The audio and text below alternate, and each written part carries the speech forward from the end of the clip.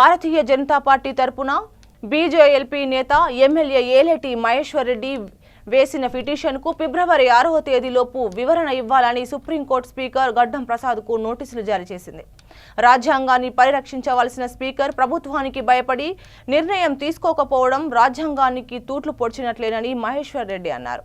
రాహుల్ గాంధీ రాజ్యాంగాన్ని చేతపట్టుకొని దేశం మొత్తం తిరుగుతున్నారు.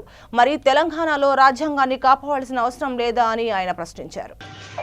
భారతీయ జనతా పార్టీ తరఫున నేను వేసినటువంటి కంటెంప్ట్ పిటిషన్ కూడా ఈరోజు విచారణకు వచ్చి ఫిబ్రవరి 6వ తారీఖు లోపు మరి ఫిరాయింపులపై నిర్ణయం తీసుకోవాలని దానం నాగేంద్ర అంశంలో కూడా వెంటనే నిర్ణయం తీసుకోవాల్సిందిగా సుప్రీంకోర్టు ఆదేశాలు ఇచ్చింది.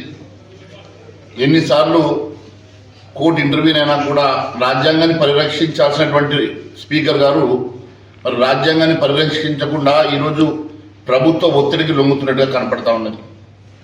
24 గంటలు రాజ్యాంగ పుస్తకాన్ని కాన్స్టిట్యూషనల్ బుక్ని చేతిలో పట్టుకొని తిరుగుతున్నటువంటి రాహుల్ గాంధీకి మరి ఈరోజు ఫిరాయింపుల చట్టాన్ని ఉల్లంఘిస్తున్నటువంటి తెలంగాణ ప్రభుత్వంలో మరి కనబడతలేదని అడుగుతా ఉన్నాం.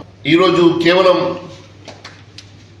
ఫిరాయింపుల చట్టంలో గడువు లేదన్న ఒక అంశాన్ని పట్టుకొని మీరు కాలయాపన చేస్తూ ఈరోజు ఫిరాయింపుల చట్టాన్ని తూట్టుపడిచేటువంటి ప్రయత్నం చేస్తున్నటువంటి స్పీకర్ గారు ఇప్పటికైనా రాజ్యాంగాన్ని పరిరక్షించాల్సిందిగా కోరుతా ఉన్నాం.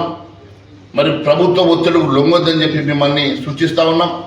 అంతేకాకుండా రాహుల్ గాంధీ గారి ఈ తెలంగాణ రాష్ట్రంలో కాంగ్రెస్ ప్రభుత్వం అది రాజ్యాంగం చేతిలో పట్టుకొని తిరిగేటువంటి రాహుల్ గాంధీకి ఈరోజు తెలంగాణ రాష్ట్రంలో జరుగుతున్నటువంటి ఈ చట్టానికి తూట్లు పడవడం కనబడతలేదా? మరి దాని రాహుల్ గాంధీ ఎందుకు స్పందిస్తలేరని చెప్పి ప్రశ్నిస్తా ఉన్నాం. Thank you.